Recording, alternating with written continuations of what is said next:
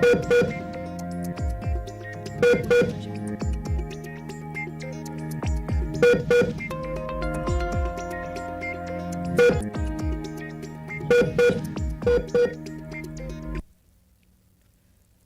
मी प्रशांत सागवेकर. जय महाराष्ट्राच्या लाईफलाईन या विशेष कार्यक्रमामध्ये आपल्या सगळ्यांचं स्वागत. आज आपण सायटिका कंबरदुखी विना ऑपरेशन उपचार या विषयावरती चर्चा करतोय आणि या विषयावर आपल्याला मार्गदर्शन करण्यासाठी आज आपल्या सोबत आहेत डॉक्टर विराज भंडारी. आपण सरांचं स्वागत करूया. सर नमस्कार. नमस्कार. कार्यक्रमात मनापासून स्वागत. कार्यक्रमाला सुरुवात करायची आहेच, मात्र आपण त्याआधी डॉक्टर विराज भंडारी यांची थोडक्यात माहिती करून घेऊया. डॉक्टर विराज भंडारी यांचं Ayurveda, chiropractic, osteopathic methods of manual therapy, spine adjustment, structural integration, marma therapy या विषयामध्ये सरांनी परदेशामध्ये प्रशिक्षण घेतलं. या सर्व पॅथी एकत्रित करून उपचार करणारे आधुनिक युगातले आधुनिक डॉक्टर अशी सरांची ओळख आहे. केरळपासून महाराष्ट्रातील हाड वैद्य ते Poland, Europe, America, China, England, Australia या ठिकाणी मणक्यांच्या विकारांची आधुनिक उपचार पद्धती याचं सरांनी प्रशिक्षण घेतलंय. परदेशात संशोधन, एव्हिडन्स, प्रॅक्टिस ऑफ स्पाइन अशा तज्ज्ञ डॉक्टरांसोबत सरांनी काम केलंय. विशेष करून मणक्यांचे सर्व आजार, disc bulge, degenerative spine, cervical pain, lumbar pain, herniated disc, slip disc या 10 मिनिटांपेक्षा चालता न येणं, पाय जड होणं, बधीर होणं, मुंग्या येणं, चक्कर येणं यासारख्या आजारांवर त्यांनी परदेशामध्ये आणि प्राचीन भारतातील उपचार पद्धतीचा संगम देखील केलाय. डॉक्टर भंडारी स्पाइन टेक्निकमुळे आतापर्यंत 10,000 पेक्षा जास्त मणक्यांच्या विकारांचे रुग्ण हे ऑपरेशन शिवाय त्यांना वाचवण्यामध्ये सरांना यश आलंय.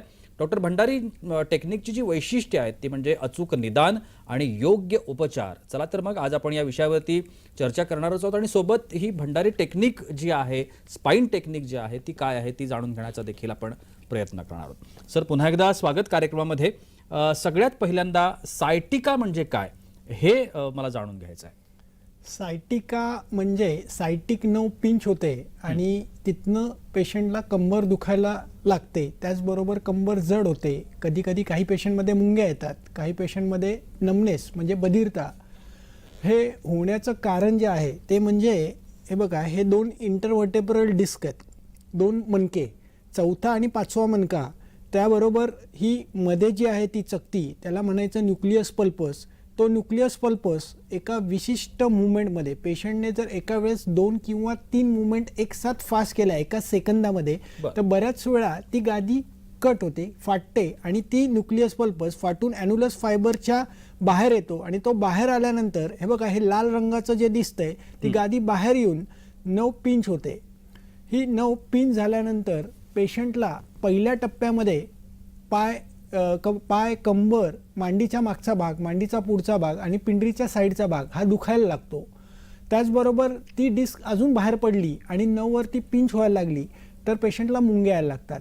यालाच म्हणतात सायटिका. नक्की सर, सायटिका बद्दल आपण जाणून घेतलं, पण आता सायटिका का होतो याबद्दल जाणून घ्यायचं आहे. सायटिका होण्याची 3 कारणं आहेत. पहिलं कारण जे आहे ते म्हणजे मेकॅनिक. ज्यावेळेस इंटरव्हर्टेब्रल डिस्क, मी आत्ता तुम्हाला जे म्हटलं की एका वेळेस 3 सेकंदामध्ये जर 3 मुवमेंट केल्या आणि गादी फाटून बाहेर येते. दुसरा ट्रॉमा, एखादी वस्तू उचलणं, एखादी वस्तू पटकन ठेवणं आणि ती ठेवत असताना टॉर्क आणि फोर्स चुकणं. बऱ्याच वेळा एखादी वस्तू आपण पुढे ढकलतो, सिलेंडर उचलतो, पोतं उचलतो, ते उचलत असताना त्याचा टॉर्क आणि फोर्स चुकला तर त्या गादीवरती प्रेशर येऊन ती गादी बाहेर येते. दुसरं कारण जे आहे ते म्हणजे अवेळी जेवण करणं, अति प्रमाणात जेवण करणं. त्यासोबत त्याच्यामुळे गॅसेस उत्पन्न होतात आणि पोटावरती, पाठीवरती, त्याचा कमरेवरती प्रेशर येतं आणि गॅसेस सतत होऊन ती गादीवरती त्याचा प्रेशर येऊन डिजनरेटिव्ह चेंजेस होऊन गादी फाटते आणि त्यामुळेही सायटिकाचा त्रास होतो. त्याचबरोबर काही लोकांना सतत कुंथण्याची सवय असते. संडासला गेल्यानंतर जोरजोरात कुंथायचं किंवा सकाळी 2 ते 3 लिटर पाणी प्यायचं आणि संडासला जोर लावून संडास करणं हे एक मोठं कारण आहे. असं वेगवेगळ्या पेशंटमध्ये कारणं आपल्याला दिसतात. ही सगळी कारणं प्रामुख्याने आपल्याला बघितली पाहिजेत की कोणता पेशंट कशा अवस्थेत आपल्याकडे येतोय आणि त्याचं कारण काय आहे.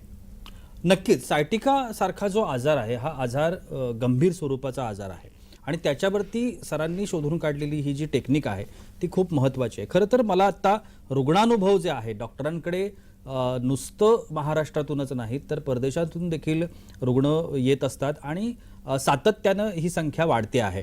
खरं तर रुग्णांचे जे अनुभव असतात हे आजारातून बाहेर पडल्यानंतर किंवा आजारातून बरं झाल्यानंतर रुग्ण आपल्या गाठीशी घेत असतो. त्यामुळे आत्ता आपण बघणार आहोत की डॉक्टर भंडारी यांच्या क्लिनिकमध्ये येऊन गेल्यानंतर रुग्णांना जो अनुभव आला किंवा या उपचार पद्धतीतून ते बरे कसे झाले हे आपण जाणून घेण्याचा प्रयत्न करूया. डिसेंबरच्या शेवटच्या हप्त्यात आमचं पहिलं सेटिंग झालं आणि पहिल्या सेटिंगमध्ये सकाळी 8 ते संध्याकाळी 6 वाजेपर्यंत सरांनी इलाज केला. घरी गेल्यावर पूर्ण पाहणी करता 95 ते 98% पहिल्या सेटिंगमध्येच आराम झाला. त्यामुळे आता म्हणजे दुसरं सेटिंगही झालेलं आहे आणि आता तर जवळपास 100% आराम झालेला आहे. सायटिका या विषयावरती आपण चर्चा करतोय आणि डॉक्टर विराज भंडारी आपल्याला मार्गदर्शन करतात. आता आपण सरांचे जे रुग्ण आहेत त्यांचा अनुभव ऐकला आणि त्यांनी कशा पद्धतीची त्यांना तिथे अनुभव आला आणि त्यांच्यावरती उपचार केले गेले हे आपण जाणून घेण्याचा प्रयत्न केला. सर, आता मला जायचं आहे निदान पद्धतीकडे, कारण ती सगळ्यात महत्त्वाची असणारी गोष्ट आहे.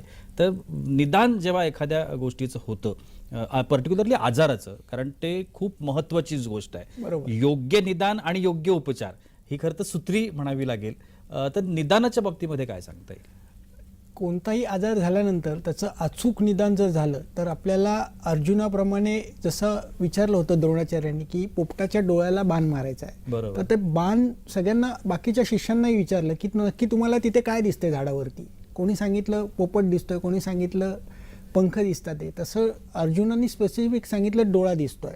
तर एक लक्षात घ्या, निदान हे खूप महत्त्वाचं आहे. निदान जे आहे कोणत्याही आजारामध्ये जर स्पेसिफिक निदान नाही झालं तर उपचाराची दिशाही वेगळी होते. त्यामुळे सायटिकाचं निदान करत असताना आपण आपल्या दवाखान्यामध्ये प्रथमतः पेशंटची नाडी परीक्षा करतो. त्याच्यामध्ये पेशंटचे कोणते दोष हे स्वस्थानात नाही आहेत, प्राण, उदान, समान, अपान, व्यान ह्यांच्या गती कशी आहे, त्याचं कठीणता कशी आहे, सामता कशी आहे, लघुता कशी आहे, हे सगळं तपासलं जातं. त्यासोबत त्यांचे धातू कसे आहेत. आयुर्वेदाचं मेन उद्दिष्ट जे आहे ती म्हणजे ती नाडी परीक्षा, जीवा परीक्षा, मलमूत्र परीक्षा आणि दर्शन परीक्षा.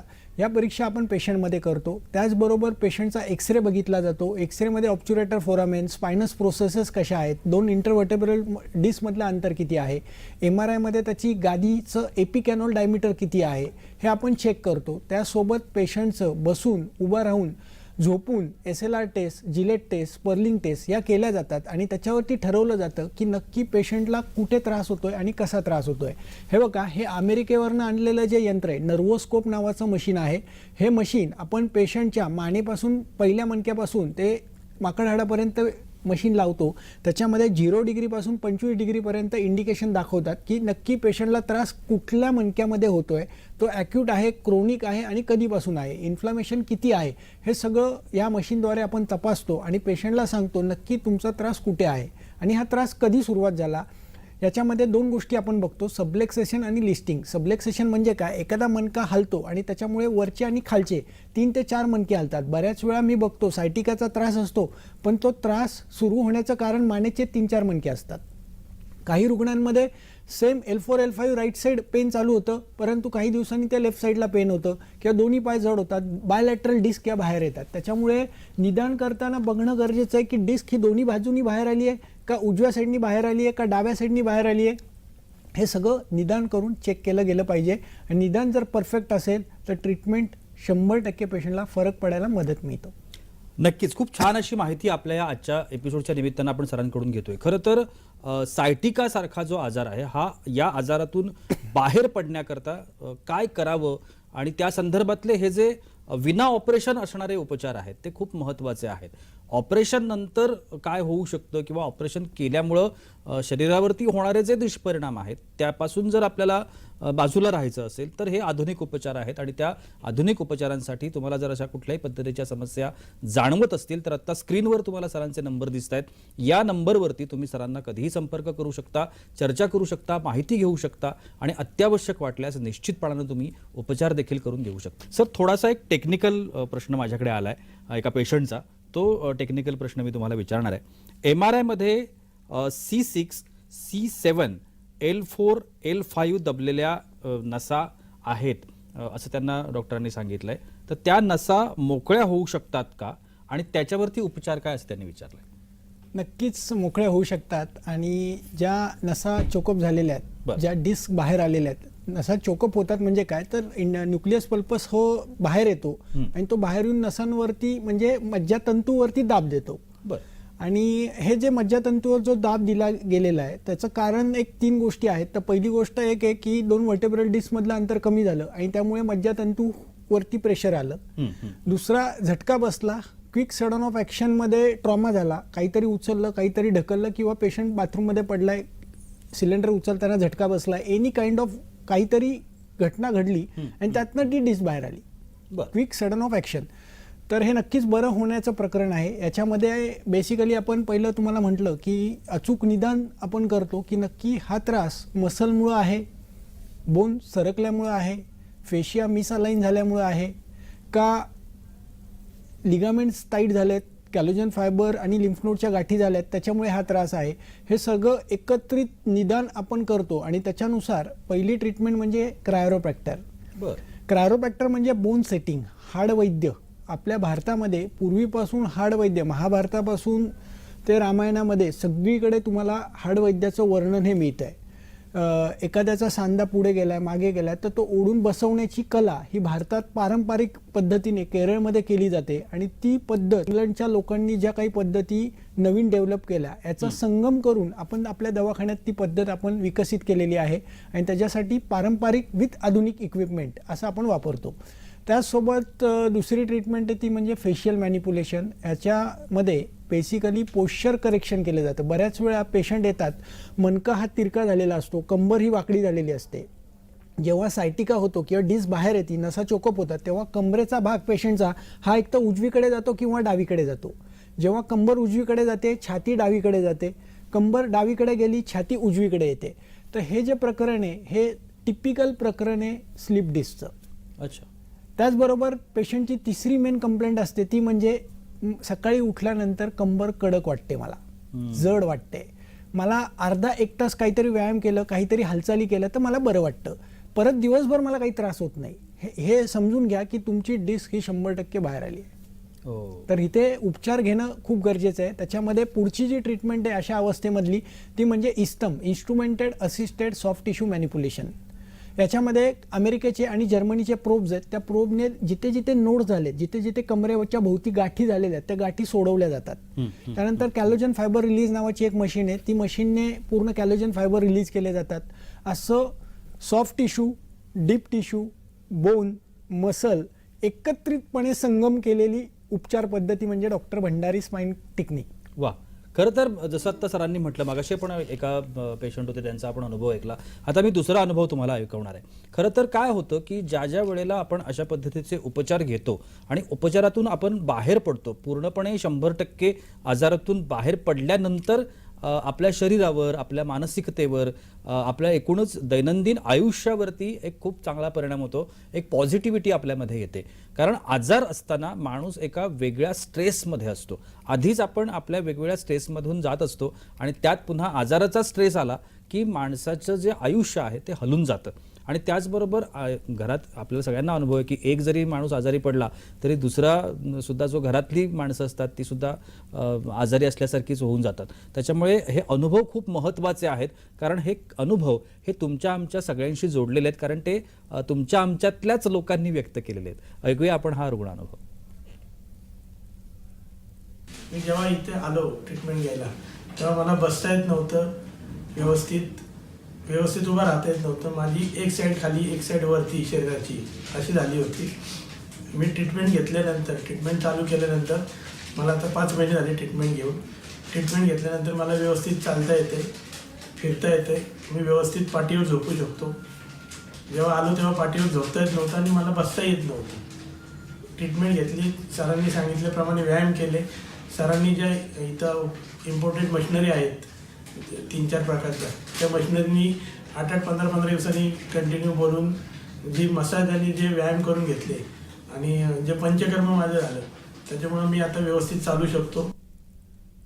सर एक नॉर्मल उदाहरण आत्ता हे होतं खरं तर. आणखीन एक गोष्ट ना की आपण दैनंदिन आयुष्यामध्ये जर बघितलं तर अनेक जण आपल्याला नेहमी माझी कंबर दुखतीये, मांड्या दुखतायत किंवा पोटरी दुखतीये अशा पद्धतीच्या गोष्टी सांगत असतात किंवा अगदी 2 मिनिटं सुद्धा चालता येत नाही किंवा उभं राहता येत नाही, म्हणजे चाललं तर बसावं असं वाटतं, उभं म्हणजे असं काहीतरी ते विचित्र होत असतं. बरोबर. आणि मग दुर्लक्ष होत असतं कारण आपला सगळा जो फोकस असतो तो आपल्या दैनंदिन आयुष्यावरती असतो. बरोबर. पण हे कधी बरं होणार ही एक कुठेतरी बॅक ऑफ माइंड सुरू असतं. तर हे सगळं खरंच बरं होऊ शकतं का? हे 100% बरं होऊ शकतं. एक लक्षात घ्या, योग्य निदान जर केलं आणि योग्य उपचार जर केले तर हे 100% बरं होण्यासारखं आहे. डॉक्टर भंडारी स्पाईन टेक्निक ही स्ट्रॅटेजीच अशी बनवलेली आहे की महिन्यातनं एकच वेळा तुम्हाला दवाखान्यात यायचं आहे.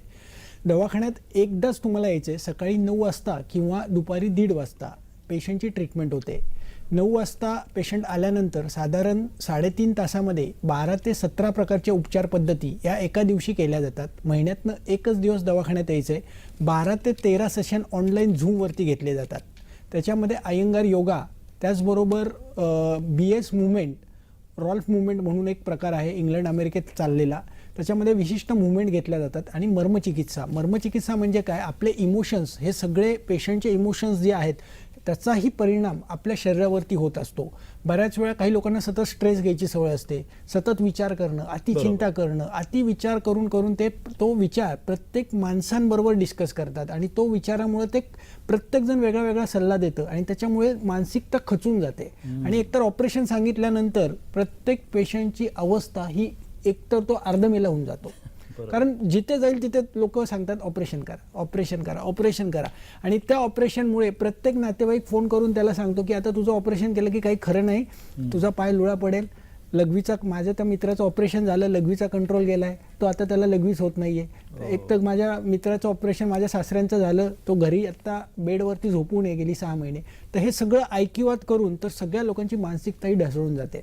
त्यामुळे एक लक्षात घ्या, ऑपरेशन 100% टळू शकतं. 7च महिन्याची ट्रीटमेंट आहे. 7 ते 8 महिन्यामध्ये पेशंट हा 100% बरा होतो. आणि आतापर्यंत जवळजवळ 13 ते 17 हजार पेशंटचा डाटा आपल्या दवाखान्यात आहे की त्यांच्या डिस्क या पूर्णपणे आत गेलेल्या आहेत, नसा चोकअप झालेल्या ओपन झाल्यात, शिरा मोकळ्या झाल्यात, पाठीचा भाग, मांडीचा भाग, त्याचबरोबर पिंडरी दुखणं, त्याच्या मुंग्या या पहिल्या 3 महिन्यात पूर्णपणे थांबतात. क्या बात. खरं तर डॉक्टरांचं हे जे विधान आहे तेच आपल्याला खूप एनर्जी देणारं आहे किंवा ऊर्जा देणारं आहे की सगळं बरं होऊ शकतं, फक्त तुम्ही योग्य ठिकाणी योग्य वेळी पोहोचला पाहिजे.